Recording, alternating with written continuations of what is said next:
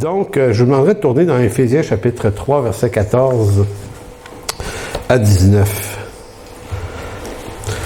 Donc, on explore, ce qui est curieux d'explorer, c'est, on est appelé à marcher avec Dieu, donc à vivre des choses avec lui, à vivre des grandes choses avec lui. Et il faut remarquer dans l'Écriture, autant dans le psaume 13, vous avez le psaume 42 aussi, il y a plein de textes comme ceux-là qui sont les textes. Essayons de voir l'espèce d'étrangeté de la chose. C'est que le Dieu qui nous appelle à vivre quelque chose avec lui et qui nous attire à lui pour vivre des choses avec nous est en même temps ce Dieu-là qui nous prévient que ça ne marchera pas tout le temps. T'sais, on aurait pu le découvrir sans qu'il nous prévienne, mais c'est lui, dans sa parole, qui dit, il y a des fois que ça ne marchera pas. Il y a des fois que je vais te cacher ma face. C'est très, très honnête, l'Écriture. L'Écriture, la Bible est un livre fantastique, ne serait-ce que parce que elle nous dit la vérité en toutes choses. Et même à ce point-là. L'Écriture ne cache pas les faiblesses et les péchés de ses héros. Ce qui est très honnête aussi. Donc, la Bible témoigne du triomphe de Dieu, mais elle n'est pas à la fois un livre triomphaliste sur nous-mêmes et sur ses héros. Donc, en toute chose, c'est toujours Dieu qui finit par être glorifié. Puis à la fois, Dieu sauve de leur faux triomphalisme ceux qui l'appellent à lui. Et donc, il y a plein de choses à se dire là-dessus. Et si on lit le texte d'Éphésiens chapitre 3, c'est pour... on va le lire comme se regardant dans une forme de miroir en lisant ce texte-là, et on va se poser la question à la fin, OK, est-ce que ce que Paul est en train de dire, est-ce que c'est ça qu'on vit? Moi, j'ai passé une partie de ma vie à me sentir coupable de ne pas être en train de vivre ce que je lisais. Fait que je me disais, si c'est écrit que je devrais vivre ça, je devrais vivre ça, n'est-ce pas? Mais encore ici, je vais vous dire, Dieu nous dit ce qu'on est appelé à vivre avec lui, et il nous dit aussi qu'on ne le vivra pas. Des fois. Souvent. Fait que tu dis, OK, c'est une drôle de game, hein? Marcher avec Dieu, c'est pour ça que connaître Dieu, c'est pas nécessairement une chose simple. Et les plus mauvais enseignants sont ceux qui ont un regard simplificateur sur l'Écriture. L'Écriture, c'est pas juste lire et se bourrer le crâne et apprendre des trucs par cœur et penser que parce qu'on les connaît, qu'on les maîtrise, même à la limite théologiquement, ça signifie pas qu'on a compris nécessairement toute la profondeur du sujet. On peut être des savants et être des idiots complets, néanmoins. L'histoire de l'Église en a été remplie. Et il y a des gens qui étaient loin d'être des grands académiciens, qui ont été des grands personnages, avec un témoignage extrêmement béni et riche. Je me souviens d'une affaire que j'avais pas prévu vous conter, mais puisque ça arrive, j'ai lu quelque part l'histoire d'un frère qui était dans un monastère qui s'appelait, il me semble que c'était Andrew, son nom, le Brother Andrew, ça vous dit quelque chose? Qui, lui, lavait la vaisselle, il lavait la vaisselle dans son couvent, dans son monastère, et puis, tu sais, c'était comme le genre de truc que personne n'a envie de faire, la vaisselle. Surtout les chaudrons. Surtout les chaudrons. Et par ceci, je suis un ancien laveur de vaisselle, donc je me remémore des choses, mais bref... moi, j'étais payé pour le faire. Brother Andrew, je sais pas, mais je pense pas. Fait qu'il lavait la vaisselle, lui, puis il passait sa journée à laver la vaisselle, si je comprends bien. Et puis, il avait des bons temps, cet homme-là, avec le Seigneur, dans sa chambre à vaisselle. Il chantait, il priait, il réfléchissait, il méditait. Puis c'était comme si la place où il était, c'était dans le monastère, la meilleure place à être. Fait que quand tu voulais avoir un bon temps avec Dieu, tu allais voir Brother Andrew, tu rentrais dans la chambre à vaisselle, tu l'aidais ou tu l'écoutais, puis il se passait quelque chose, là. Puis lui, ben, c'était le moins renommé de sa congrégation. Donc, vous comprenez ce que je veux dire? Nous, on s'encourage à l'étude théologique, puis à l'académie, puis à comprendre, parce que c'est important. Hein? On ne méprise pas les textes de l'Écriture. C'est les textes de l'Écriture qui sont fondateurs de notre foi. Mais en même temps, on n'est pas en train de dire que quand tu maîtrises ça, ben, tu maîtrises la chose de Dieu pour autant. Donc, ici, on entre dans une question de relation. Et c'est là que le genre de psaume, comme le psaume 13, nous arrive en pleine face pour nous dire que Dieu nous cache tout à coup sa face. Et pourquoi c'est important de le savoir? Ben, c'est parce que quand ça va nous arriver, on sera bien prévenu que ça fait partie de ces moments-là. Et Dieu peut nous cacher sa face pas mal longtemps. Donc, si on se pose des questions aujourd'hui, on va se demander quelles pourraient être les raisons pour lesquelles Dieu fait ça. Moi, j'en propose une ici, aujourd'hui, dans cette prédication, et c'est pas forcément la raison ultime et véritable. Peut-être plein d'autres choses à dire, mais voilà, c'est ce qu'on va essayer de creuser. Donc, on va parler du vide. Donc, verset 14, entendez Paul, à cause de cela, donc à cause de quoi? Donc à cause de ce qui avait été dit avant. Et qu'est-ce qui avait été dit avant dans le 3e chapitre de la lettre aux Éphésiens? C'était que Paul parle aux Éphésiens du mystère caché de tout temps. Et ce grand mystère-là, ce mystère caché inclut beaucoup de choses, mais notamment une chose en particulier qu'il va dire, je pense au verset 12 ou 13, un peu avant, il va dire, c'est qu'on a maintenant en Jésus-Christ la liberté de nous approcher de Dieu avec confiance. On lit ça sans réaliser que Paul vient de dire une énorme chose, puisque sous l'Ancienne Alliance, on s'approchait de Dieu avec crainte. Donc, cette simple idée de pouvoir s'approcher de Dieu avec confiance, Paul vient d'établir une différence énorme entre les deux alliances qui, nous, païens d'origine, on la capte pas, cette nuance-là. Si on était des Juifs qui avions été éduqués dans les valeurs de l'Ancienne Alliance et de l'Ancien Testament et de la loi de Moïse, ça sonnerait différent. De dire, OK, on peut s'approcher de Dieu avec confiance, de dire pas de danger, on peut rentrer dans sa présence malgré qui on est. Parce que souvenez-vous que les rituels entourant le souverain sacrificateur qui entrait une fois l'an dans la présence de Dieu pour offrir le sacrifice annuel, lui avait même pas le droit de transpirer, vous saviez ça?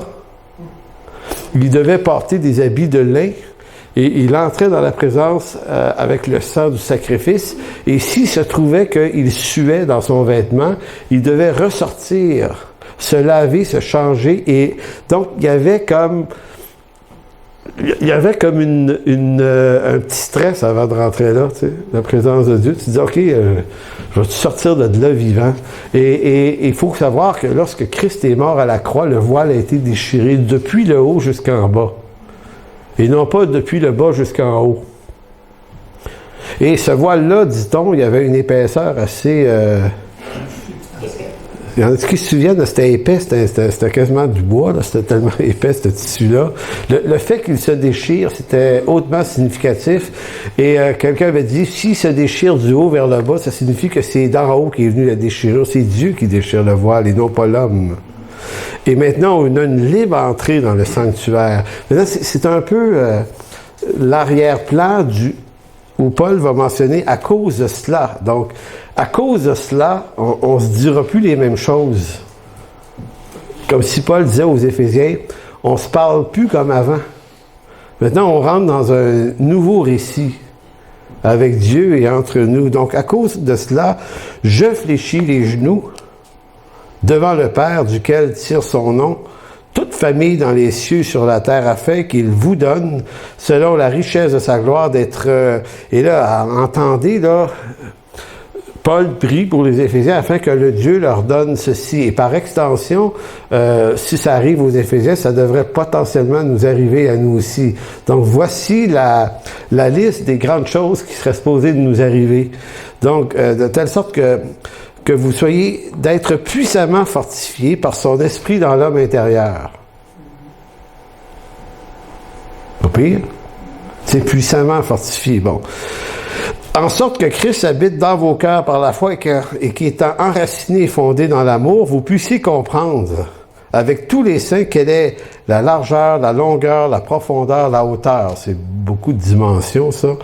Et connaître l'amour de Christ qui surpasse toute connaissance. Écoutez, les 4 dimensions qui sont mentionnées ici, là, exprime la taille de la chose à connaître qui est l'amour de Christ. Donc, je ne sais pas pour vous autres, mais moi, je me suis dit, OK, je ne sais même pas si j'ai fait un bout juste dans la largeur, mettons. Vous voyez, c'est énorme. Donc, connaître l'amour de Christ qui surpasse toute connaissance. Mais là, on pourrait dire, OK, arrête là, Paul, on est déjà essoufflé.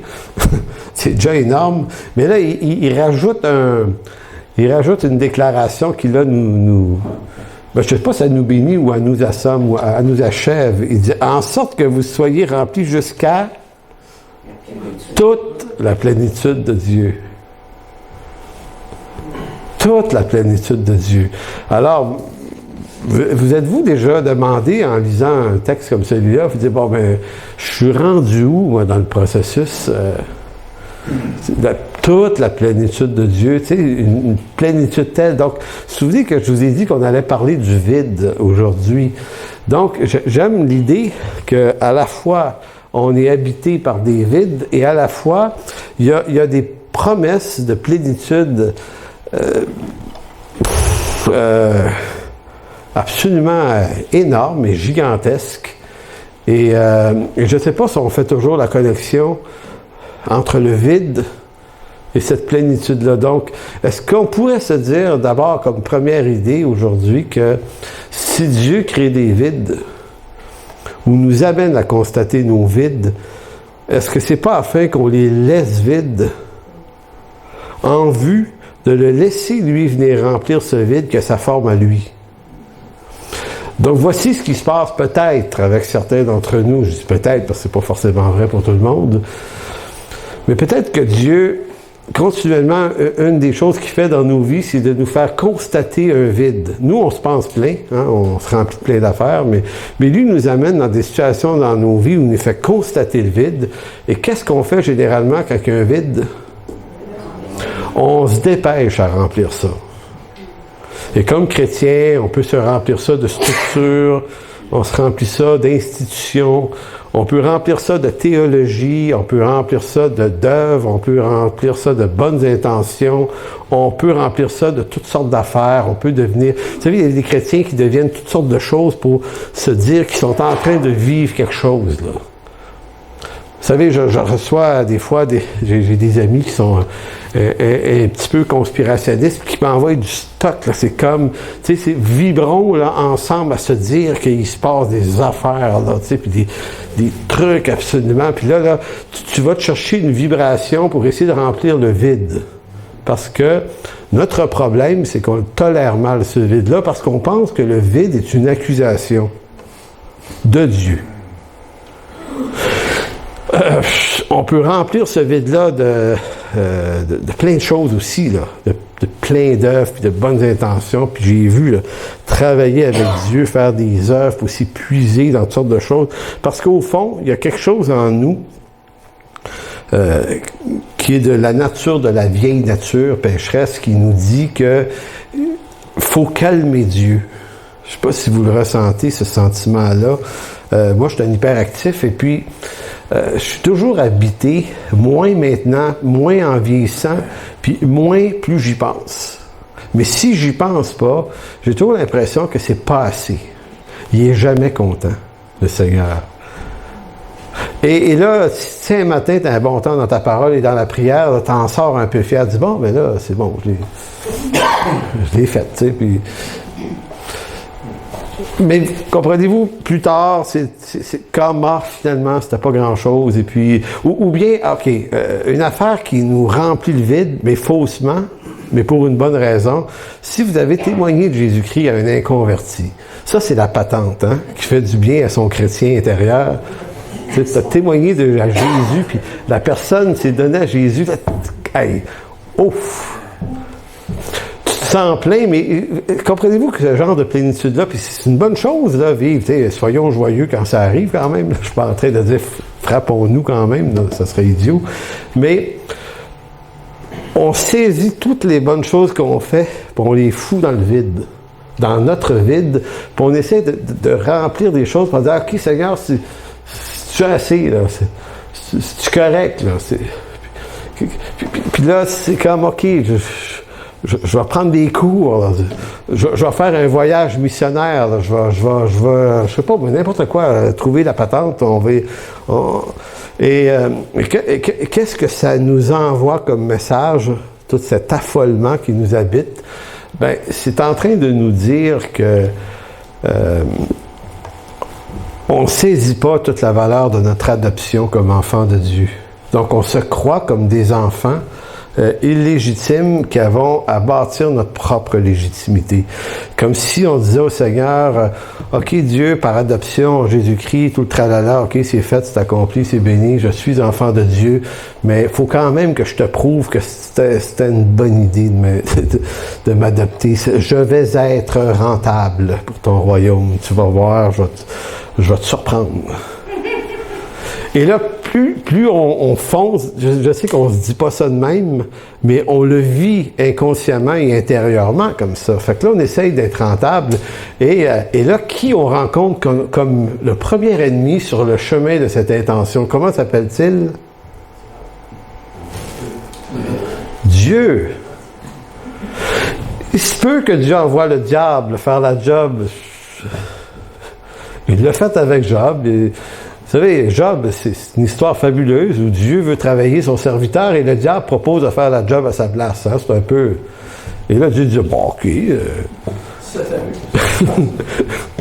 sais, la job va être faite pareil au bout de l'affaire. Mais comprenez-vous, c'est que moi, j'ai pas une vision du diable où j'ai peur.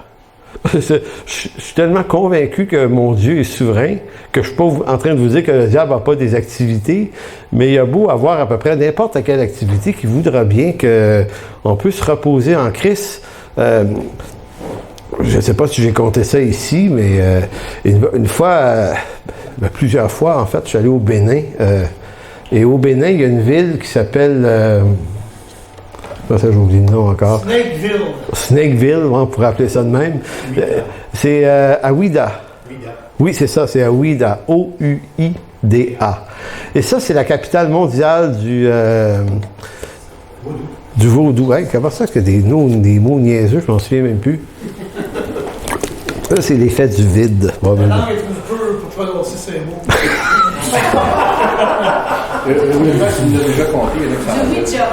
Bon, il y en a-tu qui ont jamais entendu l'histoire de mon histoire de Ouida? Parce que si vous la connaissez, je la compterai pas. Vous connaissez pas Ouida? Donc, je suis au Bénin, ça fait 8-9 ans peut-être de ça. Peut-être plus, parce que je suis allé quand même souvent là-bas, et là, on est en train de discuter entre des pasteurs là-bas, puis il y en a qui me parlent de cette ville-là, capitale mondiale du vaudou, ça vient de là. À tous les années, il y a un énorme festival dans cette ville-là, ça vient de partout, en Afrique et d'Haïti aussi.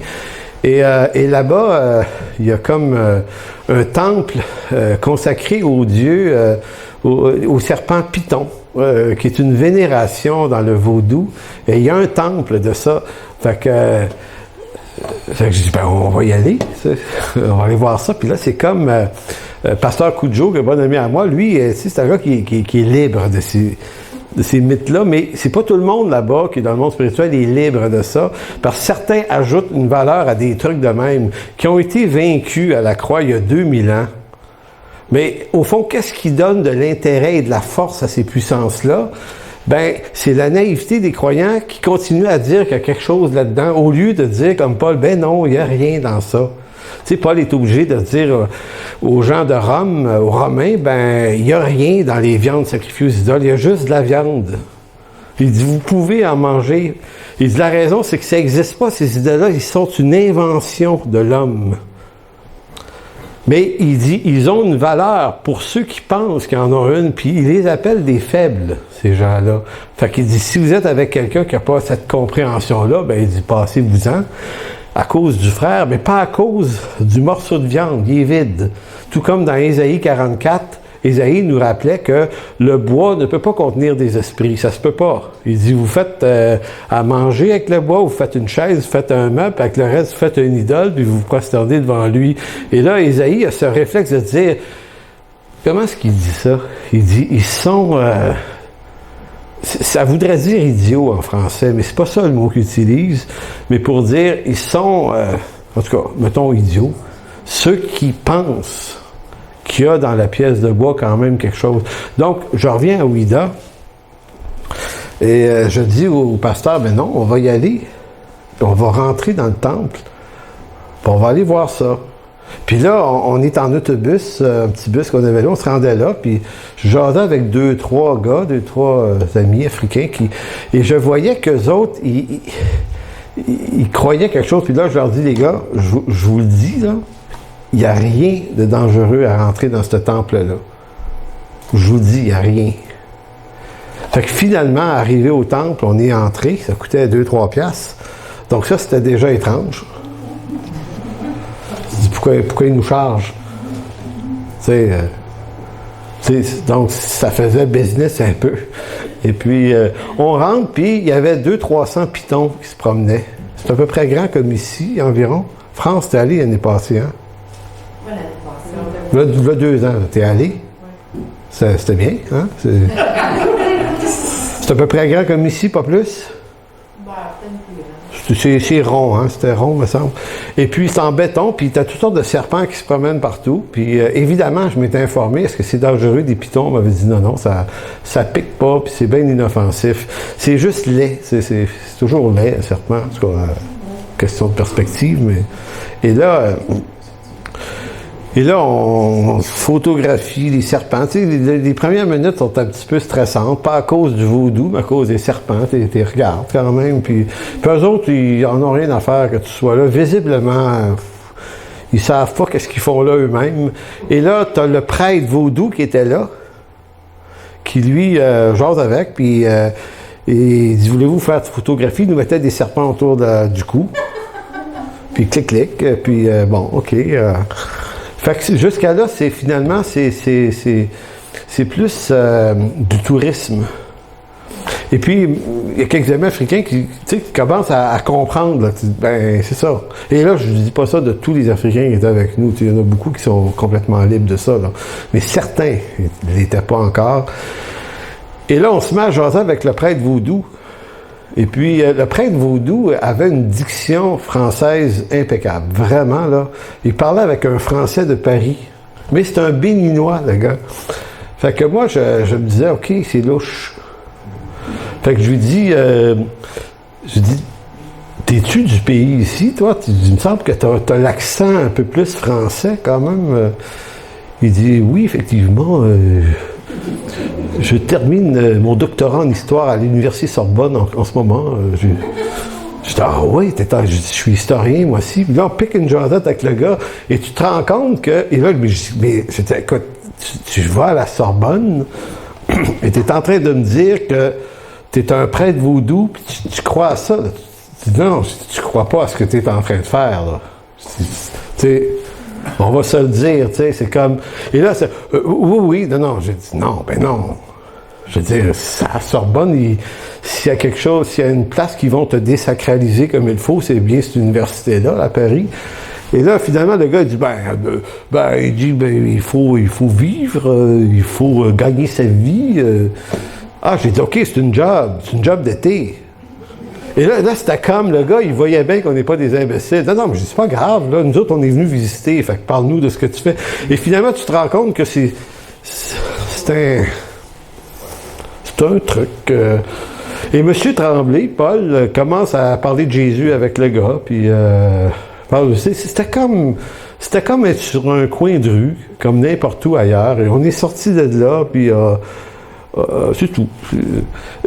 Comprenez-vous ce que j'essaie de dire? Je ne sais pas pourquoi je suis en train de vous conter mon histoire de Ouida. En fait, j'ai pris un couloir pour me rendre ailleurs, mais il y avait une raison. Remplir le vide. Oui, c'est ça. Ben, peut-être pas ça, mais... Bref, on remplit le vide. Je sais pourquoi. C'est qu'on remplit aussi ce vide-là par des fausses frayeurs. Donc des gens là-bas là, qui remplissent le vide en croyant des choses fausses, et ça maintient une espèce de zèle contre quelque chose. Donc, quand tu es contre quelque chose, on dirait que tu te sens quelque chose, tu te sens exister. Et là, si Dieu t'amène à te vider complètement, puis tu es contre rien, il te cache sa face, puis c'est juste vide. Puis, comme si Dieu te disait, et tu vas faire un effort, là, tu vas faire l'effort de rien mettre dans ce vide-là. C'est moi qui l'ai provoqué. Et si je crée le vide dans ta vie, c'est pas pour que tu te trouves une cause quelconque pour le remplir. Donc, laisse ce vide, c'est moi qui le veux ainsi. Tout comme Job a eu un passage à vide qui était vraiment tough. On pourrait reprocher des petites choses à Job, mais il y a une chose qui est intéressante de lui, c'est que il a comme laissé ce vide. Et remarquez les amis qui essayent de venir remplir. Tu sais, qui essaie de venir de mettre du sens à ça. Il essaie de créer un récit qui expliquerait le vide de Job. Et Job, au fond, c'est comme, non. Non, non, non, non, non. Et qui va finalement remplir le vide? C'est Dieu. En fait, là, vous avez dit, là, par rapport aux idoles, là, ceux qui les fabriquaient, ils les appelaient les nullités. Les nullités? Ah, les vanités. Les nullités, dans Ésaïe 44, ceux qui fabriquaient les idoles. Ça doit être une traduction. Ils les appellent, c'est des nullités, ces gens-là? Okay. C'est marqué, les fabricants d'idoles sont tous des nullités. Ben, c'est quelle traduction, ça? Parce que c'est pas la Louis II. Ah, ben, c'est le français courant. OK, c'est ça. Dans le Louis II, ils ont ni entendement, ni intelligence. Bon, c'est ça, voilà. C'est une nullité. Ça. C'est exactement ce que ça veut dire. Donc ça signifie qu'on est appelé à réfléchir, puis à réfléchir sur le sens des choses. Donc, quand Paul va dire, verset 19, tu sais, connaître la largeur, longueur, profondeur, tu sais, les dimensions.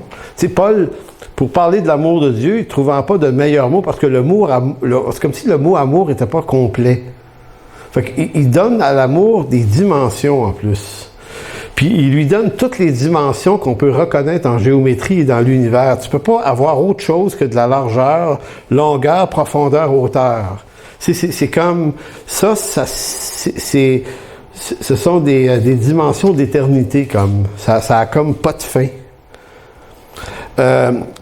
Donc, et connaître, verset 19, connaître l'amour de Dieu qui surpasse toute connaissance. Il y a comme une étrangeté, ça dit-tu ce mot-là? Dans ce verset-là, qu'il faut voir. Il y a 2 fois le mot connaître. Il dit, et connaître l'amour de Christ qui surpasse toute connaissance. Connaissance, connaître. Le premier, connaître dans une forme verbale, ginosko, et le deuxième, connaître, gnose, qui serait le nom. Mais c'est le même mot.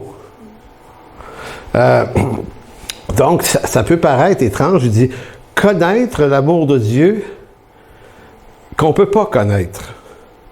Tu as envie de dire, décide-toi, on peut-tu le connaître ou on ne peut pas le connaître? En fait, c'est pas comme ça qu'il faut le comprendre. C'est connaître l'amour de Christ qui surpasse, qui est le dépassement d'une simple connaissance. Donc, c'est comme si Paul disait, on peut connaître la chose, mais la chose n'est pas en même temps une connaissance. C'est pas un savoir qu'on peut acquérir par connaissance, par étude, par académie. Donc, on peut connaître cette chose-là, donc le connaître dans sa forme verbale, l'action de connaître quelque chose, mais qui n'est pas une connaissance et c'est pour ça qu'il va dire qui dépasse, qui surpasse, qui est au-delà d'une simple connaissance. Pourquoi? En sorte que vous soyez remplis jusqu'à toute la plénitude de Dieu. Ce à quoi ça nous amène à prendre conscience que si, comme moi, vous n'avez jamais expérimenté une telle plénitude, je ne vous dirai pas de lever la main. Sinon, levez la main ceux qui l'ont expérimenté vraiment. Oui, OK. Toute la plénitude de Dieu sur du long terme. Non pas, ici on ne parle pas d'expérience, on ne parle pas de situation particulière qui sera arrivée. On parle d'être rempli dans un état continuel d'une telle plénitude, parce que c'est de la façon dont Paul décrit le sujet. Donc, avoir le courage de ma vraie réalité. Avoir le courage de ma vraie réalité. Donc, si on fait une analyse très sommaire de la condition spirituelle des chrétiens du monde évangélique actuel, disons que j'ose le faire avec tout ce que ça a de possibilités d'erreur, est que si on regardait le monde spirituel chrétien évangélique avec la loupe de la parabole du semeur qu'on ne lira pas parce que ce serait un long texte à lire, mais vous connaissez la parabole du semeur, les 4 terrains, tout ça. Ça nous amène à des constats assez simples. Je vous lis 4-5 affaires. Marge d'erreur là-dedans, c'est sûr, mais c'est juste une analyse, j'ai dit sommaire, elle n'est pas précise. C'est que, et en passant, je me fonde sur quoi pour dire ça, c'est que ça fait longtemps qu'on fait ça, ce métier-là. Au Saguenay, Montréal, à Laval, bref, ici. Comme beaucoup d'entre vous, on a passé notre vie à jaser avec des gens, des chrétiens. Et puis, il faut se rendre compte d'une couple d'affaires. C'est qu'une large partie des chrétiens actuellement vivent en réalité plus ou moins grand-chose avec Dieu.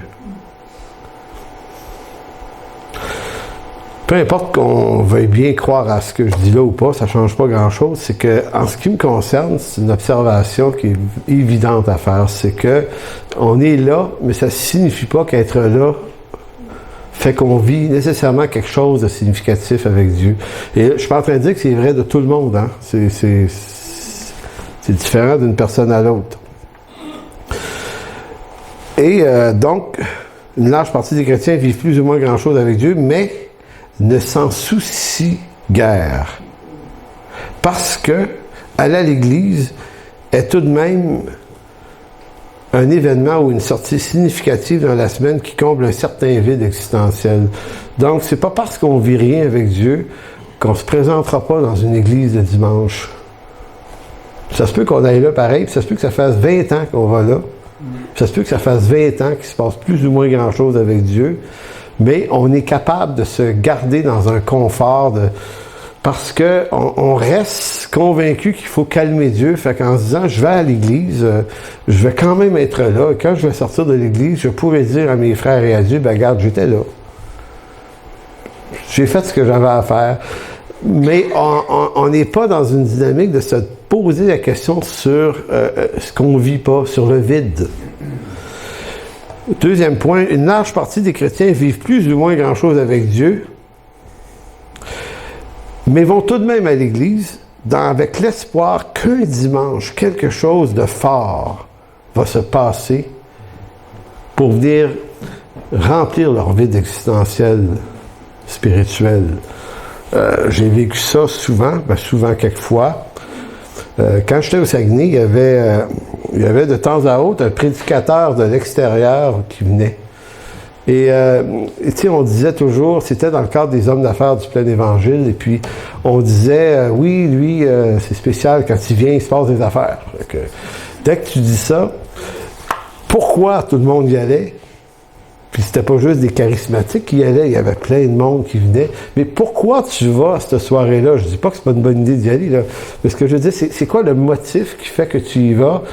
Ben, et je le voyais bien comme pasteur, parce qu'il y avait des gens dans mon église qui y allaient, parce qu'on l'annonçait pour y aller. Mais il y avait une intention qui était ma vie cheap et plate. J'aimerais ça que ça finisse ce soir-là. J'aimerais ça qu'un buzz passe. Par imposition des mains, faites-moi tomber à terre, faites-moi léviter, faites quelque chose, là. Et il se passait rien. Mais des fois, oui. Il y a même un gars qui a failli péter mon piano une fois. On m'avait demandé de jouer du piano pendant que le monsieur priait à la fin, faisait avancer les gens, puis il y a du monde qui perdait connaissance. Fait que je jouais du piano. Puis à un moment donné, il y a un gars de 6 pieds il a tombé et là, il s'approchait de mon piano, puis moi, je le voyais arriver. Puis à un moment donné, je garde mon pied sur la pédale, je joue d'une main, puis je mets ma main dans le dos du gars, je le pousse ailleurs. Parce que mon piano, il était entre 2 chaises. Fait que s'il tombe, il va me le... Tu sais, il avait l'air d'être assez corpulent. Il va péter mon piano, c'est sûr. Bon, fait que lui, j'ai réglé ça de même. Mais toujours est-il que l'idée, c'est que, bon, ça c'est juste drôle, mais dans la semaine qui suivait, je recevais des appels de téléphone des gens de mon assemblée qui avaient été là avec l'espoir que quelque chose se passe. Et ils étaient encore plus déprimés parce que rien s'était passé. Et là, c'était comme, ça envoyait toute l'émotion du rejet de Dieu, parce qu'il disait, ouais, mais il paraît qu'il y en a qui ont vécu des affaires, pourquoi moi, Dieu ne me fait pas vivre ces choses-là, puis moi, ben, je me sens abandonné, puis rejeté, je pense qu'il ne m'aime pas, puis là, ça faisait faire de la cure d'âme encore plus. À un moment donné, je me disais, hey, c'est ridicule. Parce que c'est ça qu'on cherche. On cherche le buzz, mais qu'est-ce qu'on cherche encore? On veut remplir un vide. Une large partie des chrétiens, troisième énoncé, une large partie des chrétiens vivent plus ou moins grand-chose avec Dieu, on commence toujours de la même façon, mais dès qu'ils le disent, qu'est-ce qu'on fait? Nous, les pasteurs, mettons, qu'est-ce qu'on fait avec ces gens-là? On leur propose des programmes d'activités pouvant raviver, mais c'est toujours temporairement, leur lassitude, leur vide existentiel. J'ai fait ça souvent. J'ai dit, tu devrais aller en mission, on va te faire du bien. T'es vide, va là-bas, il va se passer quelque chose, parce que c'est vrai qu'il se passe quelque chose. C'est vrai, quand on voyage en mission, on a vu ça souvent, il est comme, tu vis des affaires, t'es comme déstabilisé de ta vie d'ici, puis là-bas, tu fais des nouvelles rencontres. La pauvreté, ça peut avoir un impact énorme dans nos vies, ça nous déstructure beaucoup. La misère des autres, donc, et aussi, 2 semaines en Haïti ou en Afrique, pas d'Internet, rien, pas de bébelle, on dirait que tu vis des affaires que tu vis pas ici, et là, tu reviens ravivé. Sauf que, ça dure combien de temps, généralement, ça? Donc, rien à voir avec, je disais tout à l'heure, Éphésiens 3 parle d'une plénitude de Dieu, mais Paul n'est pas en train de suggérer, il n'est pas en train de dire, je vais vous proposer une activité et ça va vous remplir. Non, il semble être en train de parler d'une plénitude qui s'installe, qui est permanente dans nos vies. Je pense qu'il dit ça. Donc, c'est ça. Fait que moi, quand je me regarde aller, je me dis, OK, c'est avec bonne intention que j'ai peut-être souvent donné un pas très bon conseil aux gens. Tu sais, ou leur dire, prends un cours, ou joins-toi à tel groupe, ou fais ceci, ou fais cela, implique-toi là, implique-toi ici. Donc, c'est comme l'implication devient le médicament de la solution du vide. Fait que je suis moi-même en train de faire une mauvaise job en suggérant à moi-même, à la personne, de remplir le vide par des médicaments que j'y propose. Et je suis pas assez bête pour savoir qu'ils ne fonctionneront pas longtemps. Alors que j'aurais pu peut-être plonger au cœur du vide. De dire à la personne, OK, il y a un vide, d'accord, on va en parler. On va comprendre. Qu'est-ce que Dieu veut dire par ça, plutôt? Et pas sortir des versets comme « Toute chose concourt au bien de ceux qui aiment Dieu ». Très beau verset, mais qui s'applique, qui s'entend mal quand les gens vivent une misère. Il est théologiquement vrai, mais il n'y a pas à être mis dans une mitraillette pour mitrailler les gens avec quand ils vivent des temps durs. C'est une très mauvaise idée. Un autre énoncé, une large partie des chrétiens vivent plus ou moins grand-chose avec Dieu, mais qu'est-ce que font-ils, eux? Ils adoptent le discours ambiant de ceux qui semblent avoir l'air d'être en train de vivre quelque chose avec Dieu. Donc, ils sont en train d'imiter le discours de certains qui sont eux-mêmes dans une imitation dans certains cas. Fait que t'imites des imitateurs. Et ça, c'est pas vrai de tout le monde, attention, mais finalement, on peut devenir une communauté de gens qui se font à croire qu'il se passe quelque chose. On est en train de se dire qu'il se passe quelque chose. Fait qu'il se passe quelque chose. Oui, il se passe quelque chose. Ben, okay, lui, il m'a dit qu'il se passait quelque chose. Fait qu'il se passe quelque chose. Mais lui, il t'a entendu dire qu'il se passait quelque chose, c'est pour ça qu'il pense qu'il se passe quelque chose. C'est qu'on se dit tous qu'il se passe quelque chose, mais peut-être qu'il se passe pas grand-chose. Mais il se passe peut-être des choses. Tu sais, je veux pas dire c'est tout le temps... mettez plein de nuances dans ce que je dis, là, s'il vous plaît, parce que je veux pas me... Donc, écoutez, c'est peut-être devenu ça. C'est peut-être devenu ça, la vie d'un chrétien au 21e siècle, ou la vie de beaucoup de chrétiens au 21e siècle, c'est d'être incapable de tolérer ce que Dieu veut nous dire. Vraiment. Rentrer dans des moments là où on apprend à réfléchir, à méditer, patienter avec Dieu, et peut-être de faire comme Job, s'effoirer à terre, se gratter le dos avec une branche, puis d'attendre la délivrance qui vient de l'Éternel et puis de dire, mais pendant que je suis en train de vivre ça, là, c'est complètement vide, mais c'est probablement plein d'une présence de Dieu dont je ne soupçonne pas la puissance. Il est en train de faire quelque chose et ce vide-là qu'il crée en moi, c'est comme un vacuum qui pourrait arriver éventuellement à absorber. Fait que c'est pas un voyage de plus, puis une aventure de plus, puis une implication de plus, puis un cours de plus, puis un ça, puis un ci, puis un ça, puis une cause de plus qui va venir la remplir. Je suis en train de vous dire que c'est ce que je nous souhaite. Je suis pas en train de vous dire, moi, je maîtrise la chose. Je suis en train de me dire qu'il y a comme quelque chose dans le vide qui vaut la peine d'être vécu.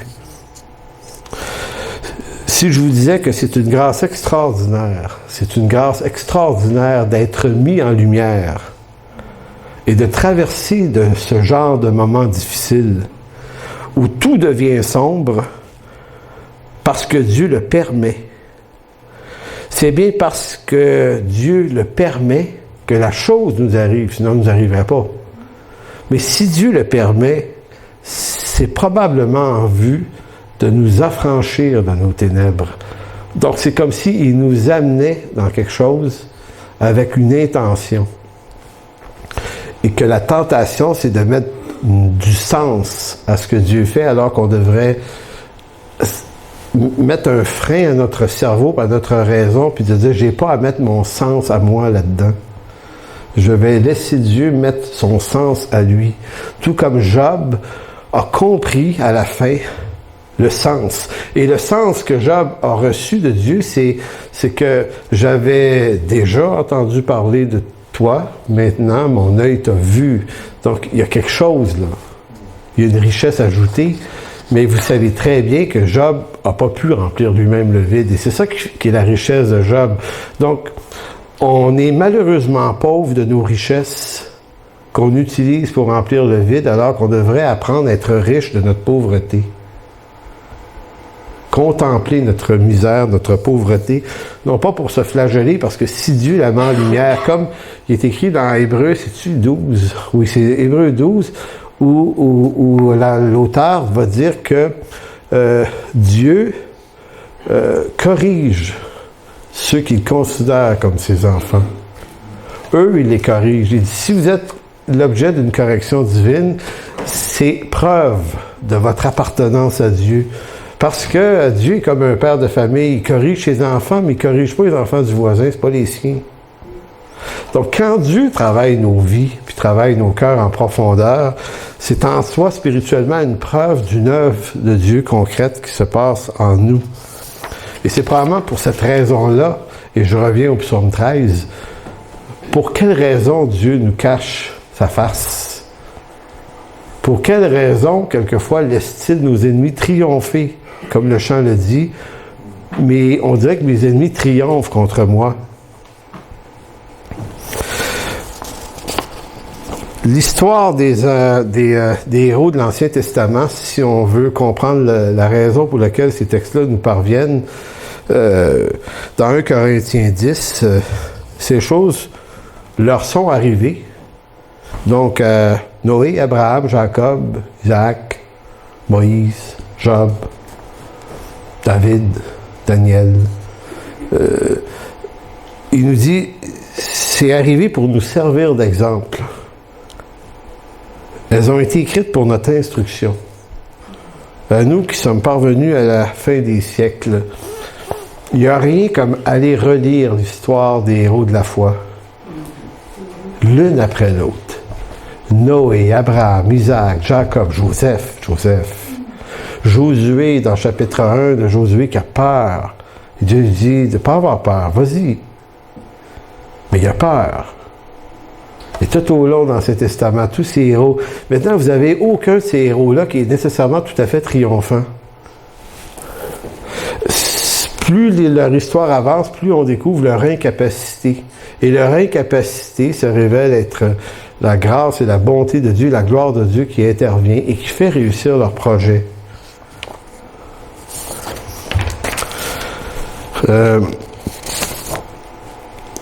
On va tourner, je vais vous lire 2 textes en conclusion. Le premier se trouve dans Apocalypse, chapitre 3, verset 15, je voyais dernièrement, je suis en train de lire un commentaire de M. Gordon sur l'Apocalypse, puis comprendre l'Apocalypse en dehors des récits habituels où j'entendais tout, l'approche pré-mille, pré-trib, où c'est que ça devient un historique qui est, ma foi, un peu bizarre des fois, puis j'ai déjà adhéré beaucoup à ça, mais je suis plus vraiment là aujourd'hui. C'est beaucoup plus complexe que ça, l'Apocalypse, et c'est intéressant de voir que dans les 7 lettres qui sont écrites aux 7 églises de l'Apocalypse, celle qui nous apparaissait la plus négative, la plus sombre, c'était les gens de Laodicée. On a toujours l'impression que c'est les plus charnels de la gang.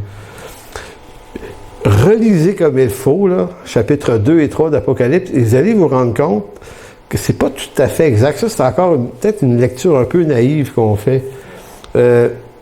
En fait, c'est l'Église à qui Dieu promet le plus de choses. Dieu est gracieux avec ces gens-là.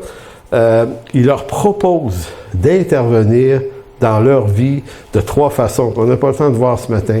Mais tout ce que Dieu dit à l'Église de Laodicée, toutes les images qui sont vraiment des images très fortes, comme c'est vrai pour les 6 autres lettres, il y a beaucoup de détails qui sont issus de la vie quotidienne des gens de ces villes-là. Comme par exemple, il les traite il dit, vous êtes tiède. Puis là, il dit, je vais vous vomir de ma bouche. Fait que là, ça sonne mal. Ouh! On s'en va en enfer avec ça tout de suite, là, nous autres.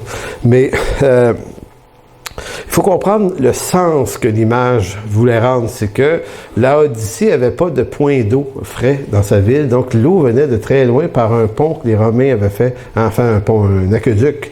Et l'eau partait de loin. Elle passait beaucoup de temps au soleil. Puis quand elle arrivait dans la ville de Laodicée, puis tu voulais boire une tasse d'eau dans où l'eau se ramassait, avez-vous déjà vu une tasse d'eau? Je pense que ça m'est arrivé la semaine passée en me lavant les dents. Tu te laves les dents, puis tu t'es trompé, tu bois une tasse d'eau chaude. C'est quoi qu'on fait avec ça? Ta crache, c'est de l'eau fraîche qui est bonne. Donc, c'était une réalité des gens de Laodicée. Donc, Dieu les instruit à partir. Et tous les éléments sont des éléments qui sont contextuels aux gens de Laodicée. Maintenant, ce qui est intéressant, c'est que Dieu leur fait une grâce extraordinaire à eux qui consiste à leur révéler exactement quelle est la nature de leur pauvreté. L'intention de Dieu, c'est de leur proposer de les faire devenir riches autrement. Mais riches d'une autre façon que la façon dont eux se sont toujours donnés pour se faire croire qu'ils étaient riches.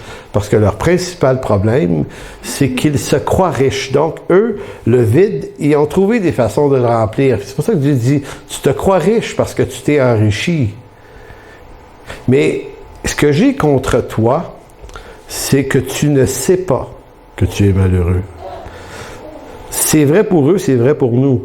Donc, on comble notre pauvreté par toutes sortes de choses par lesquelles on se laisse croire. Tu sais, je vous disais de quelle façon, comme croyants aujourd'hui, on vit peut-être pas grand-chose avec Dieu, mais on s'est donné toutes sortes de moyens d'interpréter tout ça pour se dire que finalement, ça va bien. Donc, je connais, verset 15, tes œuvres, je sais que tu n'es ni froid ni bouillant, puisses-tu être bouillant. Ainsi, parce que tu es tiède et que tu n'es ni chaud ni froid, je te vomirai de ma bouche. Parce que tu dis, je suis riche, je me suis enrichi et je n'ai besoin de rien. Et parce que tu ne sais pas, retenez, c'est important cette phrase-là, parce que tu ne sais pas. C'est tragique. C'est tragique, au fond, puis c'est peut-être une tragédie qu'on a tous en commun, là, pour soi-même. C'est ignorer le vrai fond. Mon vrai fond, auquel je ne veux pas faire face.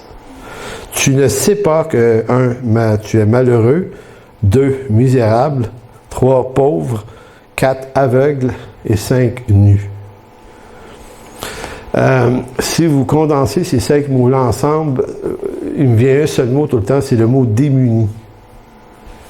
Démuni, t'es sans moyen d'être spirituellement riche. Plutôt d'y voir une condamnation, voyez-y une grâce de Dieu, puisque Dieu leur dit « Je te conseille d'acheter de moi de l'or éprouvé par le feu, afin que tu deviennes riche. » Proposition d'enrichissement, mais par l'œuvre de Dieu et non pas par les moyens qu'il se donne d'être riche. En conclusion, Éphésiens... Non, on va conclure là-dessus. Peut-être juste en refermant la loupe sur Éphésiens chapitre 3. Si Dieu dit aux gens de Laodicée qu'il leur propose, lui, de les enrichir, peut-être qu'Éphésiens 3 est une autre forme de réponse à de quoi Dieu veut-il les enrichir.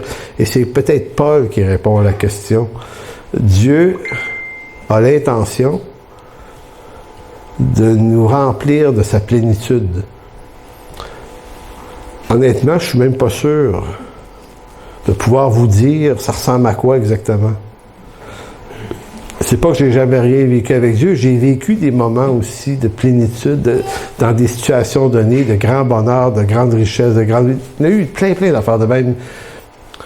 Mais je sais pas si c'est de ça dont Paul veut parler. Je suis pas sûr, mais peut-être. Peut-être que c'est ça en partie ou non. Mais voilà, on va juste prier et Jean va revenir maintenant pour les chants. On va faire la Sainte Seine après les chants. D'accord? Alors, Seigneur mon Dieu, on veut te rendre grâce, on veut te dire merci. Et Seigneur, peut-être que c'est ce que tu veux nous dire aujourd'hui. Enfin, j'espère que c'est ce que tu veux nous dire aujourd'hui, que Seigneur, on n'est pas en train, tu ne nous mets pas dans une œuvre où on doit te calmer. Seigneur, quand tu nous regardes, t'es calme. Tu nous as choisis de toute éternité. Tu nous as amenés dans ton œuvre. Par élection, tu l'as fait. Tu as choisi d'avance les œuvres qu'on allait pratiquer. Tu as tout fait, Seigneur. Et c'est toi, Seigneur, qui nous invite à ta table. Seigneur, tu es satisfait, toi, de l'œuvre que tu as fait pour nous sauver. Et Seigneur, si on peut te demander une chose aujourd'hui, c'est de nous affranchir de ce sentiment d'incomplétude qui nous habite. Seigneur, on fait comme une forme de... Comment dire ça? On te prête des intentions que tu n'as pas, mais que nous, on croit que tu as. Parce qu'on les a contre nous-mêmes, ces intentions-là, ces raisons-là. Alors, puisses-tu, Seigneur, faire une œuvre qui nous libère de tout ça et mais qui nous enrichit d'une connaissance et d'une pleine révélation de l'amour de Christ. Puisque l'apôtre Paul semble dire que la solution est dans une communication de cet amour parfait en Christ. Et c'est un amour qui surpasse tout savoir, toute connaissance. Alors, merci de bénir cette prédication et ses effets dans nos cœurs, dans le précieux nom de Jésus. Amen.